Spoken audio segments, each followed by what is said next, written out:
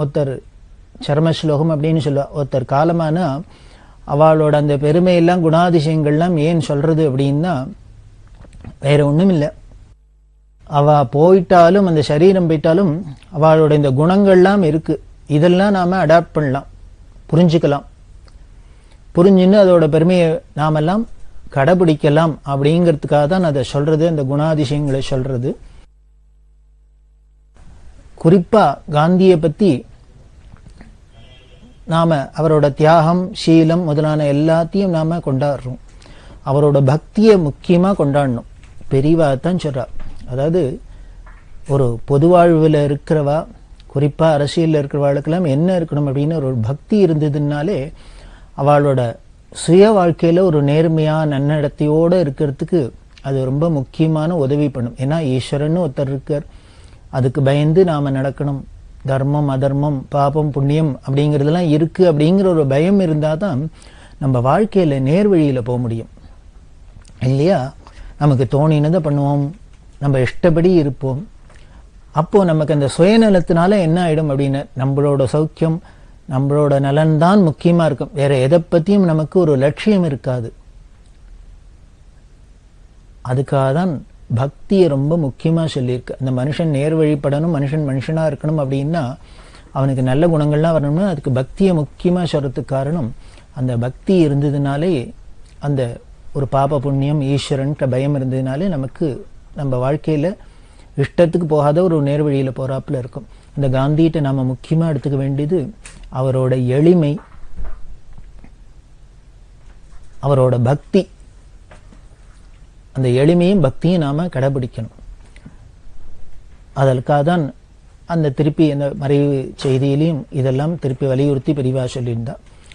அப்புறம் அந்த சாதுர்மாசத்தை முடிச்சுன்னு பெரியவா தஞ்சாவூர் ஜில்லாவுக்கு திருப்பி யாத்திரையில போறதே 1948 வருஷம் மாயவரத்துல இருந்தா.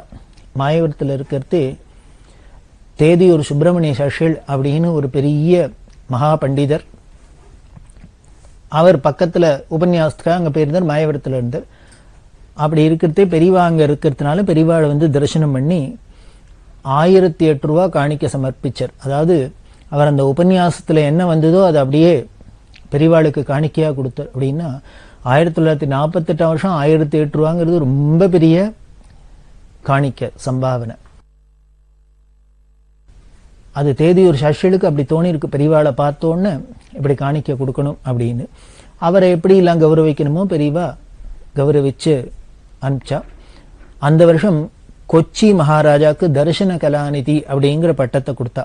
எர்ணாகுளத்துல விசேஷமா தர்பார் நடந்தது, சதஸ் நடந்தது.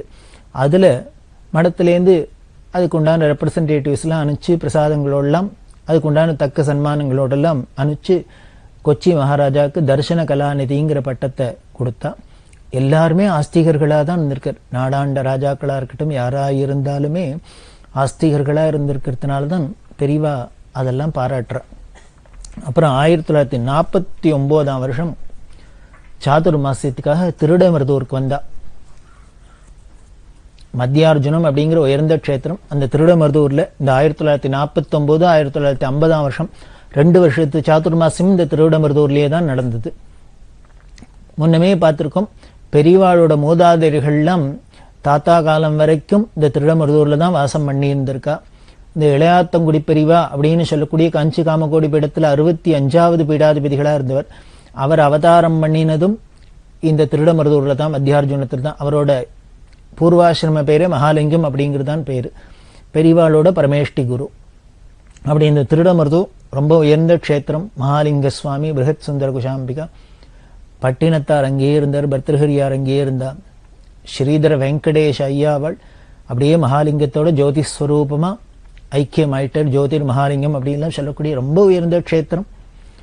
அந்த திருடமருதூர்ல தான் 1949 50 வருஷம் பெரியவா சாதுர்மாசத்தை பண்ணினா. இந்த திருடமருதூர்ல தான் பெரியவாளுக்கு பின்னால சிஷ்யரா வரப்போற ஸ்ரீமத் ஜெயேந்திர சரஸ்வதி சுவாமிகள் வேதாத்தியனம் பண்ணிடுது இந்த திருடமருதூர்ல. அப்படி பல சிறப்பு உண்டு இந்த திருடமருதூருக்கு. அந்த சாதுர்மாசம் 49 வருஷம் அங்க இருக்கிறதே ஒரு அதிருத்ரம் பண்ணினா. முன்னமே பார்த்தோம் 1942 வருஷம் உலக மகா யுத்தம் நடந்ததுனால அதுல உபாதைகள்லாம் போகணும், தோஷங்கள்லாம் போகணும், எல்லாருக்கும் சுபேட்சம் ஏற்படணும் அப்படிங்கிற 2 அதிருத்ரம் 1942 வருஷமே, ஒன்னு பூவனூர்ல இன்னொன்னு நத்தம்ங்கிற இடத்துல 2 அதிருத்ரம் நடந்தது அப்படின்னு பார்த்தோம். இப்ப 49ஆம் வருஷம் திருடமருதூர்லயும் ஒரு அதிருத்ரம் பெரிவா பண்ணினா, ரொம்ப விமர்சையா நடந்தது. அதுல பல வேத வித்வான்கள்லாம் கூடி கிட்டத்தட்ட 200க்கு மேல வேத வித்வான்கள்லாம் இருந்து பார்த்தாலே சந்தோஷமா இருக்கும், ஆச்சரியமா இருக்கும்,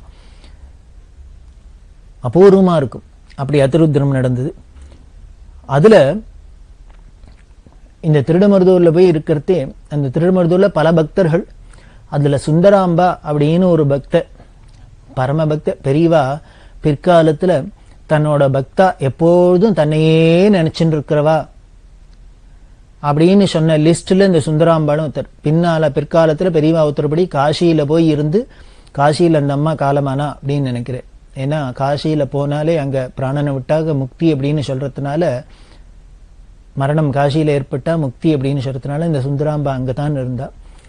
அப்படி ஒரு பெரியவா தன்னோட பக்தா லிஸ்ட்ல பேரு சொன்ன ஒரு பக்த இந்த சுந்தராம்பா.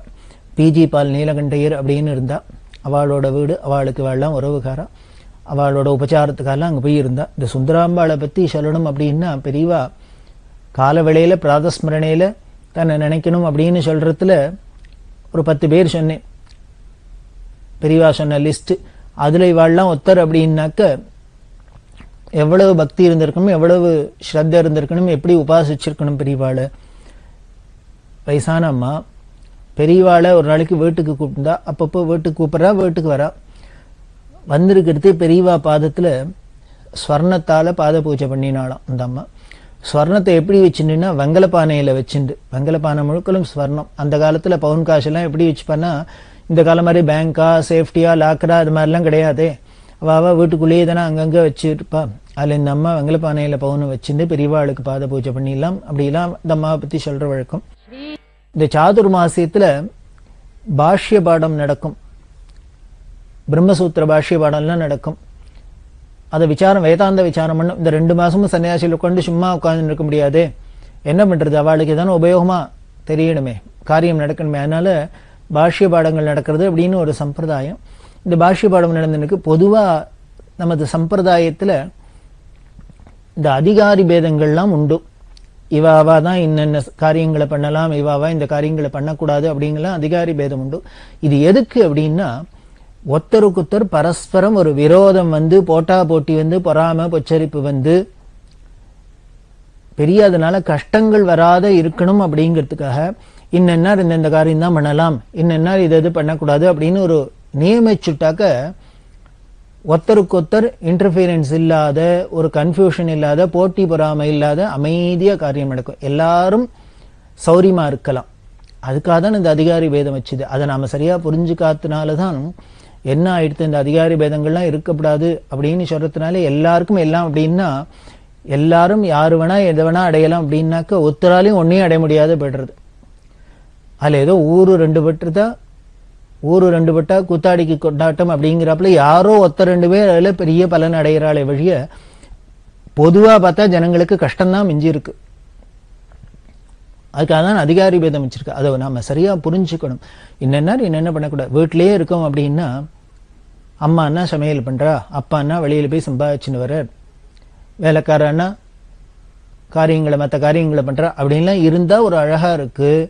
அது இல்லாத யார் வேணா என்ன வேணா பண்ணலாம் அப்படின்னா ஒருத்தரும் ஒரு காரியத்தையும் பண்ண மாட்டா. இப்ப இல்லையா எல்லாரும் சேர்ந்து ஒரே காரியத்துக்கு போனா, அவர் பண்ணட்டுவேன் இவர் இருப்பார், இவர் பண்ணிட்டுவேன் அவர் இருப்பார், நான் பண்ணா எப்படி இருக்கு, நீ இதே காரியத்தை நீ பண்ணா எப்படி இருக்கு, இந்த வேண்டாத கம்பேரிசன்லாம் வரும், ஒருத்தருக்கு ஒருத்தர் போட்டா போட்டி வரும், சண்டை சச்சரவு வரும், அமைதி கொலையும். அதனால இவாவா என்ன பண்றது அப்படின்னு வச்சுட்டா தானே ஒழுங்கா அழகா நடக்கிறது. அப்படிதான் இந்த அதிகாரி பேதம்.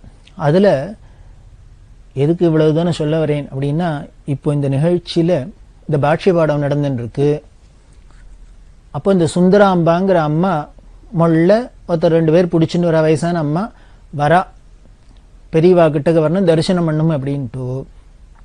அப்ப கால வேளையில இந்த பாஷ்ய பாடம் நடந்துட்டு இருக்கிறதே என்ன பண்ணுவான்னா, இதுல ஸ்திரீகள் கேட்கப்படாது, அவளுக்கு இதுல அதிகாரம் கிடையாது அப்படின்லாம் ஒரு சம்பிரதாயம். அதனால இந்த கூட சன்னியாசிகள்லாம் இருப்பா. இந்த சாதுர்மாசத்துல பெரியவா மட்டும் இல்லை, பெரியவாளோட பல சன்னியாசிகள்லாம் அங்கேயே இருப்பா. சங்கல்பம் பண்ணிட்டு விரதத்தோடய இருப்பா. இந்த பாஷ்ய பாடங்கள்லாம் நடக்கும். அந்த யாரோ ஒரு சன்னியாசியர் இந்த அம்மா வராதிங்க வராதிங்க வராது, கிட்டக்கு வரப்படாது கிட்டக்கு வரப்படாது, ஏன்னா பாஷ்ய பாடம் நடந்துருக்கு, அந்த அம்மா காதுல விழுந்துட போறதோ அப்படின்னு அவருக்கு யோஜனை போல இருக்கு. ஒரு சம்பிரதாயத்தை ஒட்டி வரக்கூடாது வரக்கூடாதுன்னு கத்தினார். பெரியவா அவரை தடுத்து நிறுத்தினார். பிசாதரு வரட்டும் அப்படின்னு சொல்லி அவளை கிட்டக்க வர சொன்னா. வரத்தே பெரியவா சொல்றா, அவ தேவஹூதிடா அப்படின்னு. தேவஹூதி அப்படின்னு சொல்றா அப்படின்னா பெரியவா வாக்கால தேவஹூதி அப்படின்னா ஸ்ரீமத் பாகவதத்துல எடுத்து பார்த்தா தெரியும். தேவஹூதி அப்படிங்கிறது எப்பேற்பட்ட மகாத்மா அப்படிங்கிறது. கபிலருங்கிற கபில வாசுதேவனை பகவான வயிற்றுல சுமந்து பெத்த தாயாரா, பகவானுக்கு தாயாரா இருக்கக்கூடிய பாக்கியத்தை அடைஞ்சோ. நீங்க பார்த்தீங்கன்னா கபிலோபாக்கியானம் முழுக்கலும் இந்த தேவஹூதிக்கு தான் சுவாமி உபதேசம் பண்ணியிருக்கார். எப்படி இந்த பாஷ்யத்திலேயோ எதுலேயோ கீதையிலையோ எதெல்லாம் வேதாந்தம் சொல்லியிருக்கோ, ஆத்ம சாட்சா்காரத்துக்கு வழி சொல்லியிருக்கோ, அத கபிலர் தன்னோட தாயாருக்கு தான் உபதேசம் பண்ணினார், பிரம்மோபதேசம் பண்ணியிருக்கார். அப்படின்னா அப்ப அவருக்கு தெரியாதா, கபிலருக்கு தெரியாதா ஒரு ஸ்திரீகளுக்கு இதை சொல்லக்கூடாது, வேதாந்தம் சொல்லலாமா சொல்லக்கூடாதா அப்படிங்கிறதுலாம் அவருக்கு தெரியாதா? சொன்னார். அப்படின்னா அவளுக்கு அதுக்கு உண்டான யோகியதை இருந்துருத்துனால் அதை கிரகிச்சுக்கிற தன்மை அவளுக்கு இருந்துன்னா சொல்லலாம். ஆனா இங்க ஒரு பெரிய பிரச்சனை என்ன அப்படின்னா, நம்ம எல்லாருக்குமே நமக்கு எல்லா யோகியதையும் இருக்கிறாப்லேயே தான் ஒரு பிரமை இருக்கும். யாரான ஏதாவது நம்மளை பண்ணக்கூடாதுன்னா, ஏன் எனக்கு என்ன குறைச்சல், நான் ஏன் பண்ணக்கூடாது, நான் ஏன் கேட்கக்கூடாது, நான் ஏன் இதை பண்ணக்கூடாது அதை பண்ணக்கூடாது அப்படின்லாம் உடனே ஆர்கியூ பண்றோம், சண்டைக்கு போறோம். காரணம் நாமளை பெருசா நினைச்சுன்னுட்டோம். நமக்கு என்னமோ அந்த தகுதியெல்லாம் இருக்கிறாப்புலையும் எல்லா தகுதியும் எல்லா யோகியதையும் இருக்கு அப்படின்னு நினைச்சுன்றதுனால யாரான எதானு பண்ணக்கூடாதுன்னா உடனே நமக்கு கோபம் வருது. நாம் அப்படி ஒரு பாவம் இருக்கிறதுனால நமக்கு நிஜமாவே தகுதி இருக்கா இல்லையாங்கிறத நம்ம மனசாட்சி பூர்வமா ஆராய்ஞ்சு பார்த்துட்டோம்னா, அமைதியா நாம பார்த்தோம்னா, நாமளே இதை எதை பண்ணலாம், இதை எதை பண்ணக்கூடாது, இது எதுக்கு நமக்கு யோகியதை இருக்கு, இது எதுக்கு சக்தி இருக்கு, சக்தி இல்லை அப்படிங்கிறது தெரிஞ்சிடும். ஆனா அது தெரிய விடாது. தெரிய விடாத தடுக்கிறது தான் மாயை. அந்த மாயையிலேருந்து விலகி இதெல்லாம் தெரியணும் அப்படின்னாக்க வேற ஒண்ணும் இல்லை. இதெல்லாம் தான் ஆத்ம குணங்கள். இதெல்லாம் தெரிஞ்சுக்கிறதுலாம் தான் ஆத்ம குணங்கள். இதுக்கெல்லாம் ஒரே வழி குரு கிருபை இருக்கிறது தான். அந்த குருங்கிறவர் இந்த கண்ணை திறக்கணும், அந்த அகக்கண்ணை திறக்கணும். திறந்தால்தான் நமக்கு இப்படி எல்லாம் புரிஞ்சுக்க முடியும், இந்த குணங்கள்லாம் வரும். அதனால நாம என்ன பண்ணுவோம், இதோ கபிலரே தேவஹூதிக்கு பண்ணியிருக்கார், பெரியவாளே பாஷ்யபாடம் வரத்தே சுந்தராம்பாளை வரட்டும் தேவஹூதின்னு சொல்லியிருக்கா அப்படின்னா உடனே யார் வேணா பாஷ்யபாடம் படிக்கலாமா, யார் வேணா எதை வேணா பண்ணலாமா அப்படின்னு நமக்கு தோணிடும். அது தோணக்கூடாது. நமக்கு அப்படி ஒரு பக்குவம் வந்ததுனால், யோகியதை வந்ததுனால் நாம போய் தேடிண்டே போக வேண்டாம், கேட்க வேண்டாம். ஈஸ்வரனே நேர அதை எடுத்துன்னு வந்துருவார். இப்ப பாக்குறமே, 2 உதாரணத்துக்கே 2 ஸ்திரீகளை பார்த்துண்டா, யாக்ஞவல்கியரோட சம்சாரங்கள் எப்படி இருந்தா அவர் உபதேசம் பண்ணினா அப்படின்னா, அவளுக்கு அந்த யோகியதை இருந்ததுங்கிறத பார்த்தார், அதனால குருவா இவர் இருந்து கொடுத்தார். இப்போ தேவஹூதிக்கு அந்த யோகியதை இருந்ததுன்னா கபிலரே வந்து அதை அனுகிரகம் பண்ணினார். சுந்தராம்பாளுக்கு அப்படி இருக்கும்னா பெரியவாளே வந்து அனுகிரகம் பண்ணினார். அது மாதிரி நமக்கு அந்த யோகியதை வந்துடுத்துன்னா ஈஸ்வரனே அதை விட்டு வைக்க மாட்டார். பழுக்கிறதுக்கு தருணம் வந்துடுத்துனா பழுக்காத இருக்குமோ, பழுத்துடுத்துனா அப்புறம் மரத்துல ஒட்டுமோ, அதுக்குண்டான பக்குவம் வந்துடுத்துனா காலம் வந்துடுத்துனா தானே கனியராப்புல நமக்கும் அந்த யோகியதை இருந்துன்னா ஈஸ்வர அனுகிரகம் சும்மா விடாது, நம்மளை துரத்தினான்னு வந்து நமக்கு கொடுக்கும். அதுல தான் நாம திருடமா நம்பிக்கை இருக்கணுமே வழிய, இது மாதிரி 1 2 அங்கங்க நடக்கிற ஒரு நிகழ்ச்சிகளை வச்சுட்டு நாமும் அது மாதிரி ஏதோ அவளை மாதிரி நமக்கு யோகியதை இருக்கிறாப்புலையும் அந்த பக்குவம் வந்துட்டாப்புலையும்லாம் நாம பிரமிச்சுக்க கூடாது. அந்த பிரமையை போகணும். அதுக்கு தான் குருகிட்ட பிரார்த்தனை பண்ணும், பெரியவாள்கிட்ட பிரார்த்தனை பண்ணும், அந்த பிரமையை போக்கி நமக்கு அனுகிரகம் பண்ண முடியுது. அப்படி இதை எதுக்கு இவ்வளவு விவரமா சொல்றேன் அப்படின்னா, அந்த சுந்தராம்பா அப்படிங்கிற அந்த அம்மா எப்பேற்பட்ட பக்தியா இருக்கணும், பெரியவா வாக்கால இதோ வராபார தேவஹூதி வந்துட்டா அப்படின்னு சொல்றா, பாஷிபாட நடக்கிறதே இத்தாப்புல உட்கார சொல்றா அப்படின்னா அந்த அம்மாக்கு எப்படி பக்தி இருக்கணும், எவ்வளவு ஒரு பக்குவம் இருக்கணும், ஞான நிலையை அடைஞ்சவாளா இருக்கணும் அப்படின்னு. நம்ம தேசத்துல பல பேர் அது மாதிரி இருந்திருக்கா. ஸ்திரீகள்லாம் எப்படி பக்குவமா இருந்திருக்கா, விவேகிகளா இருந்திருக்கா. எத்தனையோ பேரை பார்க்கறமே, வரிசையா சொல்லிட்டு போகலாம். அதாவது நம்ம கண்ணுக்கு தெரிஞ்சு நம்ம காலத்துல நமக்கு ஒரு ஜெனரேஷன் முன்னாலுமே அப்படி இல்லை இருந்திருக்கா. ஆவுடைய அக்கா அப்படின்னு ஒரு அம்மாவை சொல்றா. அந்த அம்மாவோட வேதாந்த பாடல்கள்லாம் பார்த்தாக்க என்ன ஒரு ஸ்திதியில உள்ளுக்குள்ள அனுபவம் இருந்துன்னா இப்படி வார்த்தைகளாவே வெளியில வர அளவுக்கு இருந்திருக்காவெல்லாம். இப்படி பல பேர் பார்க்கிறோம் நாம. காரைக்கால் அம்மையார், ஔவையார், இப்படி பல ஸ்திரீகளை பார்க்கிறோம். அதுல ஒண்ணு போல இருக்கு இந்த சுந்தராம்பாங்கிற அம்மா. இப்பேற்பட்டவாள்லாம் இருந்தாக்க அந்த ஊர்லயே 2 வருஷம் இருக்கிறதுக்கு பெரியவாளுக்கு என்ன தடை அப்படிதான் இருந்திருக்கா. அதுக்கு மேல இந்த 49ஆம் வருஷம் திருடமருதூர் சாத்துர்மாசி சேர்த்தும் போது என்ன பண்ணா, இந்த வேதம் படிக்கிறத ஊக்குவிக்கணும்.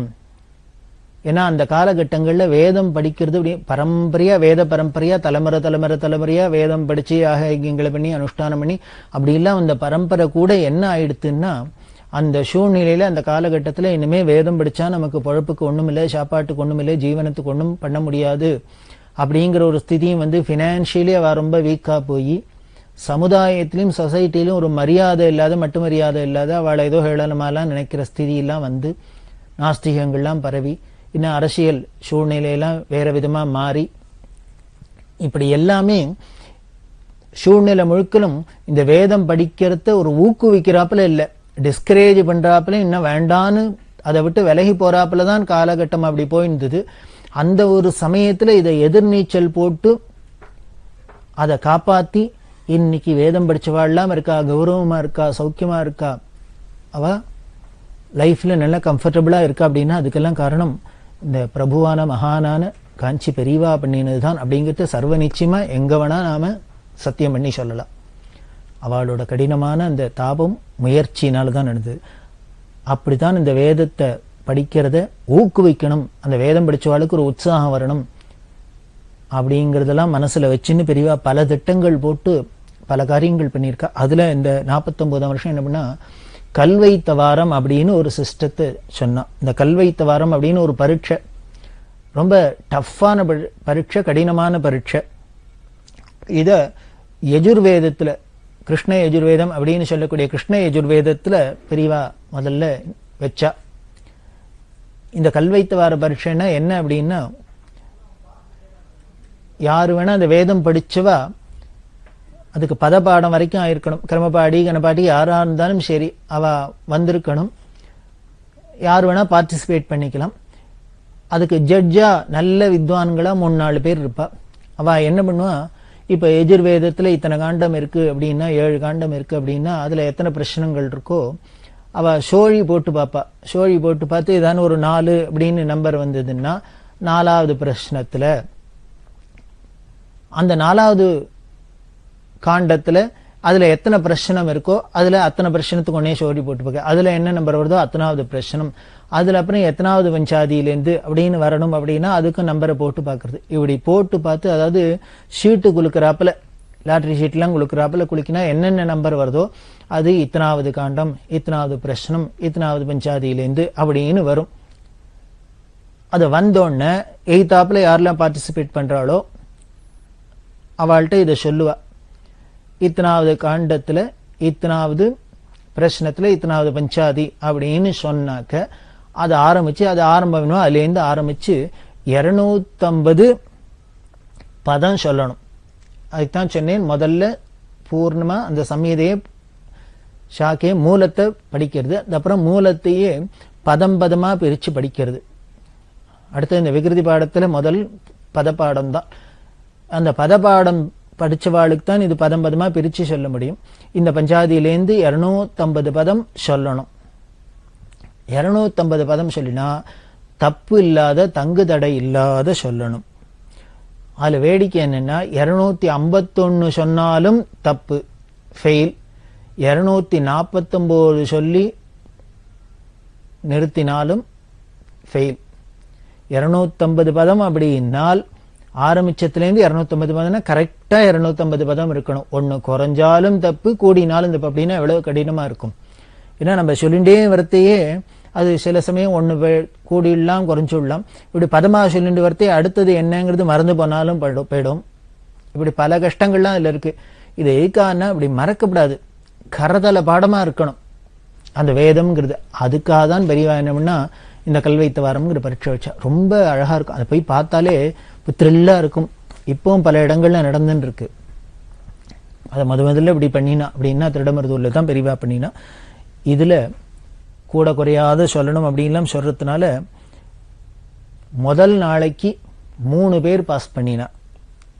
எத்தனையோ பேர் பார்ட்டிசிபேட் பண்ணுவா. வேதம் படிச்சவாள்ல பல பேர் வந்து பார்ட்டிசிபேட் பண்ணுவா. இப்படி இந்த கூட்ட குறைச்சல் இல்லாத ஒழுங்கா சொல்லி நிறுத்தணும் அப்படின்னா, தங்கு தடை இல்லாத சொல்லி நிறுத்தணும்னா அவ அப்படி சொன்னவாதான் பாஸ் பண்ணினான்னு அர்த்தம். அதுல முதல் நாளைக்கு பரீட்சையில 3 பேர் பாஸ் பண்ணினா. நிறைய பேர் கலந்துனா அதுல 3 பேர் தான் பாஸ் பண்ணினா. இத முதல் நாளைக்கு பார்த்தோன்னே மற்றவாளுக்கெல்லாம் உற்சாகம் வந்துடுத்து. அடுத்தது மறுநாளைக்கு 6 பேர் பாஸ் பண்ணினா. இப்படி அந்த லிஸ்ட் போறது. இந்த முதல் நாள் 3 பேர் பாஸ் பண்ணினோன்னு அவளுக்கு ஒரு பிரைஸ் கொடுக்கணுமே.